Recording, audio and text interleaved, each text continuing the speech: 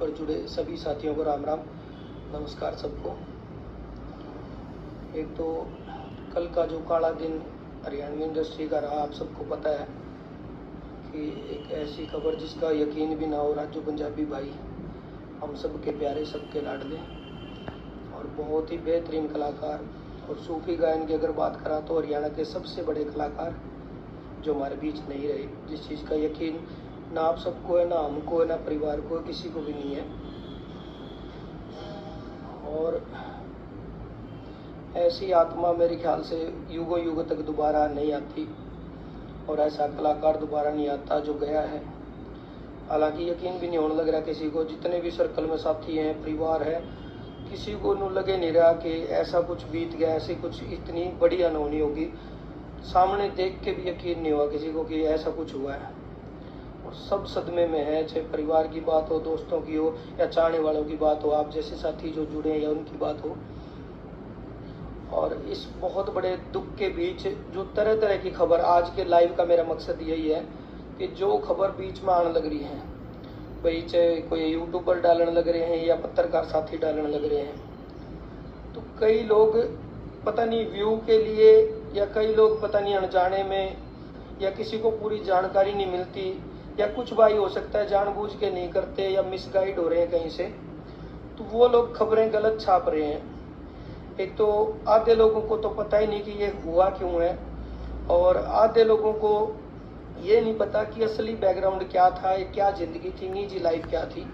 तो निजी ज़िंदगी के बारे में जो जो चीज़ें लोग लिख रहे हैं, कई पत्रकार साथियों से हमारी भी बात हुई है, हमारे सर्कल की बात हुई है। तो आज के लाइव का यही मकसद है, आप एक अलग अलग जगह से ना पूछ करके इस लाइव में हम वो सारी बात आपको बताना चाहते हैं जो जो राजू भाई की ज़िंदगी से जुड़ी हुई थी। और सभी साथी अब के बाद, जो अब तक जिसने छापा वो हटा दो, जिसने भी जो डाला है, अब के बाद जो भी आप यूट्यूब पे डालें या किसी अखबार में डालें या किसी अपने निजी पेज पे डालें, राजू भाई के बारे में जो कुछ सारी बातें वो आप सबसे शेयर करनी है। सबसे पहला सवाल हर किसी का यही रहता है कलाकार के लिए कि गायकी की शुरुआत कहाँ से और कैसे हुई। हालांकि इस दुख की घड़ी में हम सब इन बातों के लिए तैयार नहीं थे। कल भी मैंने पत्रकार साथियों को यही अपील की थी कि भाई आप जो फुटेज वगैरह ले रहे हो कोई नहीं, ले जाओ, लेकिन सवाल मत करो। सवाल जो आप किसी से मत करो। इस हालत में हम अब भी नहीं है और कल भी नहीं थे, लेकिन मजबूरी बन गई। बहुत सारी खबरें इस तरह की देखने को मिली। अब आज सुबह से भी और कल से भी राजू भाई के जो छोटे भाई हैं बलवंत, और राजू का जो बिल्कुल करीबी, सबसे ज़्यादा करीबी जैलदार, जैला जिसको हम बोलते हैं, जो राजू का मैनेजर भी रहा है, राजू का साथी भी रहा है, दिन रात का साथी रहा है, और 24 घंटे साथ रहने वाला, पूरे परिवार बिल्कुल इन्हों मान लो राजू का सगा बेटा जैसा जो रहा है जैलदार, वो बेचारा इतना दुखी है। बलवंत दुखी है कि सर ये खबर छाप दी, सर फलाने ने ये बोल दिया, सर यूट्यूब वाले ये डाल रहे हैं। तो उन सब चीज़ों से दुखी होकर हमें लाइव करना पड़ा है।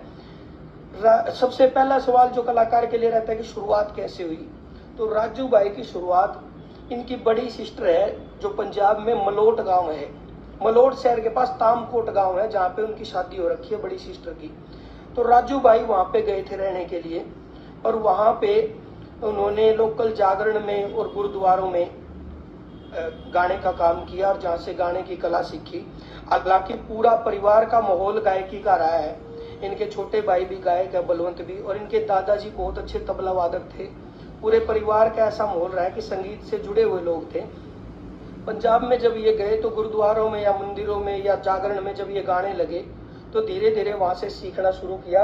और जैसे ही वहाँ से वापिस ये राजस्थान में आए, इनका जन्म राजस्थान के रावतसर में हुआ है जो हनुमानगढ़ डिस्ट्रिक्ट में है। जब ये वापिस अपने गाँव में आए तो बहुत सारे लोग, इनकी भाषा जब वहाँ रहने से पंजाबी भाषा होगी, और पंजाबी गाने भी इन्होंने गाने शुरू कर दिए थे, तो उस चीज़ को देखते हुए इनके नाम के पीछे राजू पंजाबी लगा। राजकुमार इनका असली नाम है और राजू पंजाबी इनको कहने लगे। 1986 का इनका जन्म है। और एक बहुत ही जो दुखदाई जो चीज़ रहेगी आने वाले दिनों में, जो पीड़ा की बात रहेगी, लगभग 12 दिन बाद राजू भाई का जन्मदिन भी आ रहा है। 5 सितंबर को हमारा एक ही महीने में जन्मदिन होता था। जो करीबी यार दोस्त थे, ये बाई चांस ही था कि सितंबर में ही जन्मदिन राजू जी का भी है, मेरा भी है, एक दो साथी और का भी है। तो जब ये वापिस आए तो इनको राजू पंजाबी बोलने लगे। और गांव में मैंने भी इनके भाई से पूछ के सारी चीजें आप लोगों को बता रहा हूँ, परिवार से भी पूछ के, और जो निजी हम जानते थे हमें तो पता ही था, उसके अलावा भी मैं खुद भी कंफर्म करके सारी चीजें बोल रहा हूँ। तो पत्रकार साथी भी कंफर्म करके ही सारी चीजें बोले। गांव में आने के बाद जब दिल्ली का इनका सफर रहा, जब कंपनियों का जो सफर शुरू हुआ, जो कंपनियों में जाने का या कंपनियों में गाने ले जाने का, वो मदन पारिक जी हैं जिन्होंने बहुत इनकी मदद की। और राजस्थान में इनके गुरु जी रहे हैं राजा राम जी। और डिजिटल दुनिया में अगर बात करें, जो डिजिटल म्यूजिक का काम जो सीखा है वो सोनू दुगेसर जी हैं, जिनसे इन्होंने काम सीखा, वो इनके गुरु जी रहे हैं। और जब पहली बार इन्होंने स्टूडियो की शुरुआत की, उसमें बड़े भाई राम मिर्मैला जी का बड़ा योगदान रहा है। राम मिर्मैला जी के साथ इन्होंने रावतसर में स्टूडियो बनाया। और रावतसर में जब स्टूडियो बना तो इतने अच्छे अच्छे काम इन्होंने मिलके किए, इनकी जोड़ी ने, रामेर भाई ने, पवन भाई ने, राजू भाई ने, और भी जितने साथी थे, जब इनकी जोड़ी ने बहुत अच्छा काम किया। और इनके करीबी साथी उसमें रहे विनोद छिंपा जी, जो मिक्सिंग और मास्टरिंग का काम करते थे, और राजू जी म्यूजिक बनाते थे। जब बहुत सारे हरियाणा के कलाकार यूं कहने लग गए कि हमें काम करवाना है राजू भाई से, तो रावतसर हरियाणा वाले कलाकारों के लिए थोड़ा दूर पड़ जाता था। तो सभी कलाकार साथियों ने अपील की राजू भाई से कि आप ना हिसार आ जाओ, हिसार में स्टूडियो बना लो ताकि हम लोगों के लिए थोड़ा इजी हो जाए। उसके बाद आके इन्होंने हिसार में स्टूडियो बनाया VR प्रोज के नाम से, जो सब लोग जानते भी हैं, जिसमें विनोद छिंपा जी और राजू पंजाबी जी काम करते थे। और रही बात निजी जीवन की, एक कलाकार के लिए एक बहुत बड़ी भ्रांति ये भी है कि लोग यूं सोचते हैं कि कलाकार के पास तो मेरा नहीं कितनी धनमाया पड़ी होगी, मेरा नहीं कितना अकेले रहा होगा। होती है कलाकारों के पास, लेकिन होती है बॉलीवुड वालों के पास या पंजाब वाले कलाकारों के पास, जिनके पास रिवेन्यू ज्यादा है, जिनके पास स्कोप ज्यादा है। अब अपने वाले कलाकार रिश्तेदारियों में, भावुकता में, नैतिकता में, सामाजिक चीजों में इतने उलझे हुए हैं कि हम लोग उतना नहीं कमाते जितना लोग सोचते हैं, और खर्चे इतने होते हैं कि जितना लोग नहीं सोचते हैं। तो हम लोग वो बात है भाई, ताजा खाना ताजा पकाना, जिसे कमाओ उसे गेल गेल लाते हैं। हर कलाकार के पीछे 10-12 बालक ऐसे रहे हैं भाई, जिनका खर्चा पानी, जिनका सारी चीजें एक कलाकार के ऊपर डिपेंड होता है, जिनका रहना सहना सब कुछ। राजू भाई के साथ भी ऐसा ही था कि स्टूडियो में 8-10 बालक, कुछ एक आध का योगदान लाइव शो में जाने का था। जैसे कुलदीप सागर भाई हैं, लाइव शो संभालते थे। जैसे संजू है उनका भांजा, वो स्टूडियो संभालता था। जैलदार तो सारा ही काम जैलदार संभाला करता। और भी बहुत सारे बालक इसे हैं, सीपी है। तो ये लोग साथ रहते थे। तो इनके खर्चे, खुद के खर्चे, आने जाने, तो इतना कलाकार का हुआ बस, जिसा कमा लिया उसा खा लिया। जो खबरें अखबारों ने छापी हैं, इतने करोड़ की प्रॉपर्टी है, इतना कुछ है, इतना कुछ नहीं है। हकीकत यही है कि एक गाड़ी और एक किराए का मकान और बच्चों को हंसी खुशी अच्छे से पालने वाले इंसान, और भाइयों के भाई, यारी दोस्ती में मैं नहीं मानता कि राजू पंजाबी से अच्छा कोई भी कलाकार होगा। और ये बात इसलिए नहीं है कि वो जा चुके हैं, हमें तो आज भी यूँ लगता है कि हमारे साथ बैठे हैं। उससे अच्छा इंसान हर कलाकार इस बात की गवाही दे सकता है, उस इंसान में किसी को लेके बैर द्वेष नहीं था, किसी को लेके जलन नहीं थी अंदर, ना वो कदे किसी का बुरा सोचा करता, लड़ भिड़ लिया करता छोटी मोटी बातों पे। तो वो लड़ाई भी उसकी वैसी नहीं रहा करती कि किसी से ईर्ष्या के भाव से लड़ना है, बस वैसे जिद्दी वाली जो लड़ाई होती छोटी मोटी वो हो जाया करती। और वो भी 10-12 दिन में, 15 दिन में खुद ही भूल जाया करता, खुद बात कर लिया करता। बहुत ही मतलब बिल्कुल नीट और क्लीन जो दिल होता है ना, वैसे दिल का राजू था। और राजू ऐसा कलाकार था कि जिसके हेटर नहीं थे। भाई हो सकता है मेरे पे नफरत करने वाले बहुत सारे कलाकार हों, या किसी और कलाकार पे नफरत करने वाले बहुत सारे कलाकार हों, लेकिन कलाकार या लोग भी हो सकते हैं, राजू से नफरत करने वाले लोग नहीं थे। सब उनको प्यार करते थे, दिल से प्यार करते थे। जीवन उनके, अगर परिवार की बात करें, भोली भाली वाइफ, बिल्कुल नैतिक मूल्यों को समझने वाली, सामाजिक जो दायरे होते हैं उनको समझने वाली उनकी वाइफ ममता भाभी हमारी। और भाई 2 बेटी हैं, बड़ी बेटी का नाम है बिंदु और छोटी बेटी का नाम है नोबिता। यो परिवार है। मम्मी पापा इस दुनिया में है नहीं राजू भाई के। 4 उनके भाई हैं और 3 सिस्टर हैं। चारों भाइयों में दूसरे नंबर पे ये थे, 2 छोटे भाई और हैं, जिनमें से एक भाई खुद सिंगर भी है, बलवंत, जो गाता भी है। ठीक है, ये तो एक पारिवारिक सी जर्नी है। उसके अलावा अगर गांव की बात करा या परिवार की सारी लगभग होगी। उसके अलावा जो कुछ रह गया था, मैंने कुछ और भी आपको बताना था जो मैंने नोट किया था। हाँ, एक बात आवे कंपनी वाला की, और भाई जो लोग खबरें डाल रहे हैं उनकी, खबरें डालने वालों से अपील है कि यो टाइम आप लोगों की कमाई करने का टाइम नहीं है कि आपने कोई थंबनेल ऐसा डालना है कि जिस तरह लोग ज्यादा देखेंगे। आपने वही बात डालनी है जिस तरह परिवार ने सहानुभूति मिले। जब परिवार किसी वीडियो को खोल के देखे तो उस परिवार के दिल में नूं नहीं जाना चाहिए कि राजू के बारे में क्या लिखा जा रहा है। बहुत सारे लोग, कोई कुछ लिख रहा है, कोई कुछ लिख रहे हैं, कोई कि मैं बताने लग रहा है। तो बातें ऐसी लिखो जिससे परिवार देखे तो एक तो प्राउड फील हो, एक सांत्वना मिले। और सच्ची बातें लिखो, लोगों से पूछ के लिखो, परिवार से पूछ के लिखो। जो इनकी बीमारी की जहां तक बात थी, लगभग 10-15 दिन ये पहले एडमिट रहे जिंदल में। एक छोटी सी लापरवाही जहां जो मुझे लगती है कि रहेगी, इनको पीलिया था जिसको जॉन्डिस बी बोलते हैं, मेरे ख्याल से जॉन्डिस बी या कुछ और बोलते हैं, जो नॉर्मल जॉन्डिस बी नाम से इनको बीमारी थी, हेपेटाइटिस बी या कुछ ऐसा। तो वो एक पीलिया था और जिसको संभाला नहीं गया टाइम से, कि छोटी सी चूक मुझे भी लगती है और साथियों को भी लगती है। लगभग 4 महीने पहले वीनूगौड़ भाई ने और पीके भाई ने यूं बोला था कि राजू, क्योंकि वीनूगौड़ भाई का थोड़ा मेडिकल लाइन से भी लिंक रहा है, तो वो बोला भाई थोड़ा मैंने नू लगा है, पीलिया की शिकायत लगे है। तो आप देसी जो घर परिवार के लोग है, जो आम घर परिवारों से आप ज्यादा सीरियस लेते नहीं छोटी मोटी चीजों को, नू मान जा कोई बात नहीं जब तक तकलीफ नहीं होती अंदर। तो राजू भाई भी मस्ती वाले आदमी थे, बोले भाई कोई दिक्कत कोई नहीं, बोला मैं ठीक हूँ, खाम का डॉक्टर का जाऊंगा, दिखाऊंगा कि मैं बता देगा और टेंशन हो जाएगी। तो उस चीज को संभाला नहीं टाइम से और बहुत लेट संभाला। तो 10-15 दिन एडमिट जब रहे जिंदल में, हमारा रोज का मिलना जुलना रहा, ठीक हो गए थे, बिल्कुल ठीक होके छुट्टी मिल गई थी। छुट्टी मिलने के 2 दिन बाद वो बोले मेरे को तकलीफ हो रही है। रात को फिर हॉस्पिटल ले आए जिंदल में। ये उनके जाने से 1 दिन पहले की बात है। उस दिन फिर डॉक्टर ने बोले दवाई बट्टी देकर बोले सब ओके है, सब ठीक है, वापिस घर ले गए। अगले दिन सुबह फिर उन्होंने तकलीफ बताई। जिस दिन की ये जो दुर्घटना जिस दिन हुई है, जो काला दिन जो हमारी जिंदगी में, आपकी जिंदगी में आया, उसी दिन 10 बजे सुबह हॉस्पिटल में लेके आए जिंदल में। हम भी गए, मैं गया, खासाड़ा 4 भाई गया, और भी साथी थे, जैसे सोनू कारणपुरिया है, श्रवण बलमदिया है, तो सारे साथी हम पहुंच गए थे सुबह इमरजेंसी में जब उनके लेके गए। और उन्होंने जैसे उनसे बातचीत हुई, कहीं भी यूं नहीं लगा कि उनको कोई बड़ी तकलीफ है या कुछ ऐसी बात भी रात तक हो जाएगी, ना हमने लगा। हम मिलजुल कर आ गए थे। दोबारा फिर जब उनको वार्ड में शिफ्ट किया तब हम दोबारा गए। मैं और जेलदार अंदर ही बैठे थे, खासाड़ा भाई और इनको हमने बाहर छोड़ दिया था, क्योंकि ज्यादा लोग जाने से डॉक्टर भी थोड़ा सा परेशान हो जाते हैं। तो मैं और जेलदार अंदर बैठे थे। राजू भाई से प्रॉपर बात हो रही थी, सब बातचीत सही कर रहे थे। वो जो मैंने पेज पे फोटो डाली थी वो उनकी उसी वक्त की फोटो है। राजू भाई टेढ़े लेट रहे थे। मैंने पूछा मगर राजू जी सीधे सो जाओ आप। तो बोला सीधे सोने में मेरे कमर में थोड़ी तकलीफ हो रही है, टेढ़े में थोड़ा आराम है। लेटे रहे, थोड़ी देर बाद बोले मेरे को एक बार बैठा दो। जैसे हम बैठाने लगे वो बैठ तो गए और 10 सेकंड बाद यूं बोले सांस नहीं आ रहा मेरे को, तो वापस लेट गए। डॉक्टर आए, डॉक्टर से मैंने भी बात करी कि जी सारी तकलीफ क्या क्या है, क्या क्या चीजें। डॉक्टर ने बहुत कोऑपरेट किया, अच्छे तरीके से सारी चीज बताई।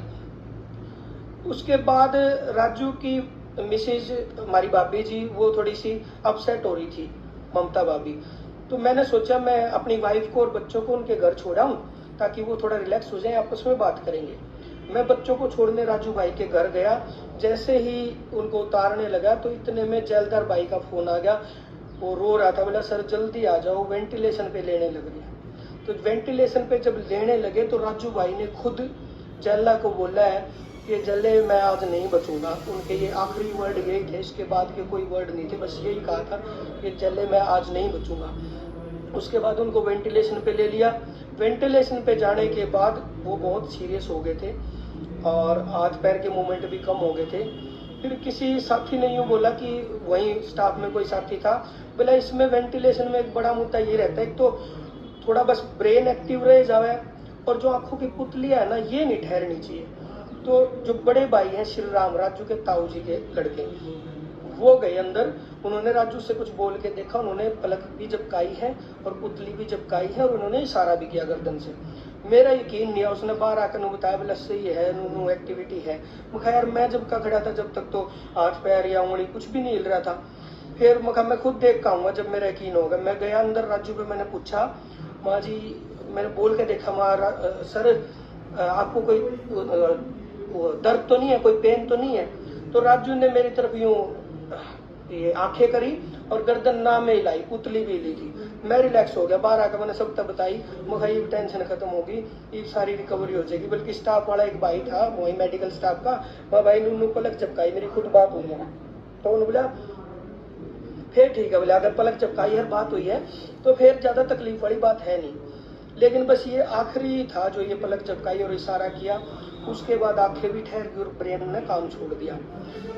जो वहाँ चेक कर रहे थे, हालांकि उस दौरान मेन डॉक्टर तो नहीं थे, दूसरे डॉक्टर थे, आज कहने का टाइम तो नहीं है, पर मैं फिर भी कहना चाहूंगा, उसका तो नाम ही लेना चाहूंगा, आशीष आर्य, पता नहीं क्या रवि आर्य, जिंदल में रवि आर्य नाम से कोई डॉक्टर था, बहुत ही गंदा, घटिया, नकली, जीरो आदमी, जिससे मुझे नफरत हुई बिल्कुल। वो ने बोला कि एक ट्रीटमेंट होना है जिसमें यहाँ से पाइप डालेंगे, यहाँ से पाइप डाल के और इनका फेफड़ों में पानी जमा हुआ, वो पानी निकालेंगे, और वो पानी निकालते हुए बड़ा रिस्क है कि खून निकल सकता है। जो अब खून निकलना शुरू हो गया, खून नहीं रुका तो हम बिल्कुल भी नहीं बचा पाएंगे, कोई चांस ही नहीं है बचने के। इस सिचुएशन में हम सारे कांप के, हाथ पैर कांपने लगे, हाँफ गए। अब मैं उस डॉक्टर ने बोला, जी हमने है ना ये डिसीजन हम ले नहीं पा रहे एकदम से, कि आप यूँ बोले साइन कर दो, ये साइन करोगे तो ये ट्रीटमेंट शुरू करेंगे। माँ जी एक बार इस डिसीजन के लिए हमें टाइम दे दो, हमें 20 मिनट का टाइम दे दो, क्योंकि भाई बाप भी घर पे हैं और भाई थोड़ा बहुत डिस्कशन हम आपस में भी करांगे, हमने 20 मिनट तो दो।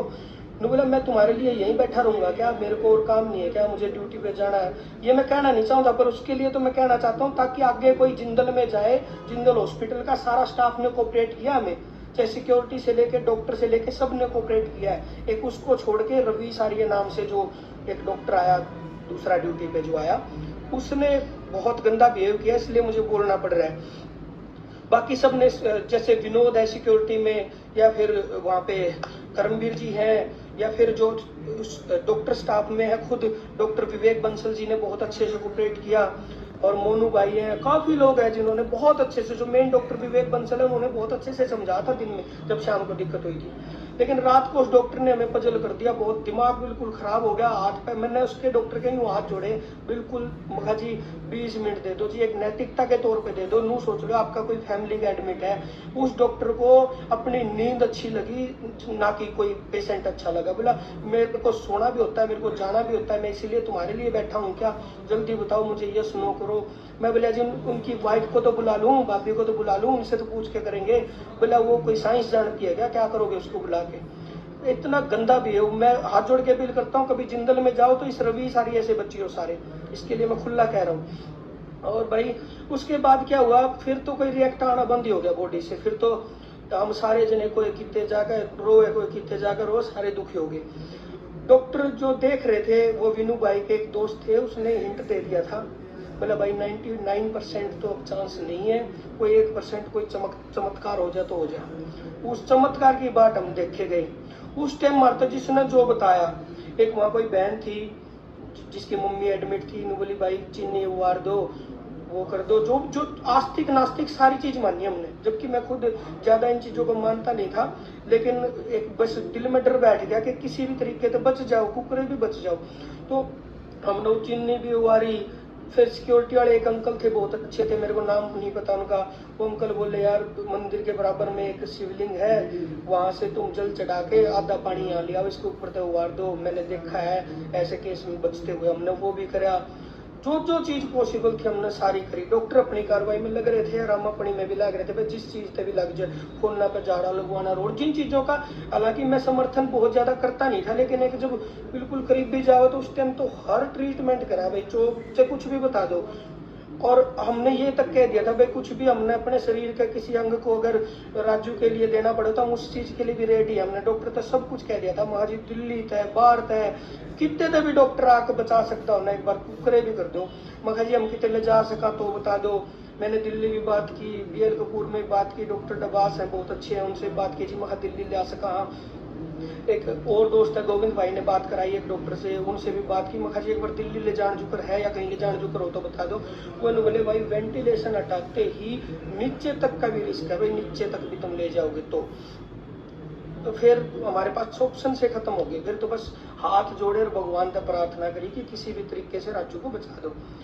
फिर लगभग 1 बजे के आसपास डॉक्टर जो है देख रहे थे, उन्होंने कह दिया भाई लेडीज को घर भेज दो, अगर लेडीज आई हुई है तो। उस टाइम हमारा फिर हो गया मखाई, तो बिल्कुल ही चांस खत्म ही हो चुके हैं। जब डॉक्टर ने इतनी बात कह दी, क्लियर तो हिंट दिया नहीं पर इशारा सा दे दिया, हमारा हो गया था। फिर सब लोग हम दुखी हो गए, हमारे पास कोई ऑप्शन नहीं बचा। फिर तो थोड़ा थोड़ा मैसेज देना शुरू किया, बस भाभी को नहीं बताया, और जो यार दोस्त थे उनको सबको हमने थोड़ा थोड़ा बताया। सुबह 5 पता नहीं 4:30 बजे के आसपास उन्होंने क्लियर कर दिया। फिर बेल्ट वगैरह हटा दिए। फिर तो सारे सुन्न हो गया, सब रोने लग गए वहाँ, सब बुरी तरह रोने लग गए। सारे दोस्त राजू के वहाँ पे मौजूद थे। तो ये था जो बीमारी की जो थी कंडीशन, वो बता रहा था मैं। उसके अलावा निजी लाइफ की जो चीज़ें रह गई थी वो भी मैं शेयर करना चाहता हूँ।